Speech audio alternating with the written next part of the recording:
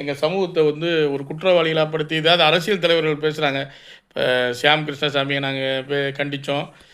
இதுக்கு முன்னாடி அரசியல் தலைவர்கள் நிறைய பேசுகிறவங்களாம் நாங்கள் அரசியலாக கண்டிச்சிட்ருக்கோம். அது வேறு. உங்களுக்கு கோமாளிகளுக்கு என்ன வேலை? யூடியூப் போட்டு யூடியூப்ன்றது ஒரு நல்ல விஷயம். அதில் வந்து நிறைய பயனுள்ள விஷயங்கள், அறிவியல் தகவல்கள் நிறைய பேர் நல்ல விஷயங்கள் தர்றாங்க. ஆனால் உன்ன மாதிரி சில கோமாளிகள் யூடியூப்பை கேவலப்படுத்துறதுக்குன்னே இந்த மாதிரி விஷயங்கள் சமுதாய ரீதியாக கருத்தை சொல்கிறதுக்கு உனக்கு யார் இது பண்ணா? யார் போட்ட எலும்பு துண்டுக்கு நீங்கள் இப்படி ஒரு வீடியோ போட்டீங்க? நாய்களா? அறிவு வேணாம். ஒரு வீடியோ போடுறதுக்கு முன்னாடி குரு பூஜையை பற்றி பேசுகிறீங்க. குரு பூஜையை பற்றி பேச உங்களுக்கு தகுதி என்ன? உங்களுக்கு தகுதி என்ன இருக்குது? போன வருஷம் இந்நேரம் குரு பூஜையை பற்றி பேசுகிற சவுக்கு சங்கருக்கு ஏற்பட்ட நிலை தெரியுமா? காவல்துறையால் கை உடைக்கப்பட்டு, குண்டாஸ் அடிக்கப்பட்டு, பல வழக்கில், அதாவது சித்தர்கிட்ட விளையாடாதீங்க, பல தடவை சொல்லியாச்சு. நீங்கள்லாம் ஒரு ஆளும் கிடையாது.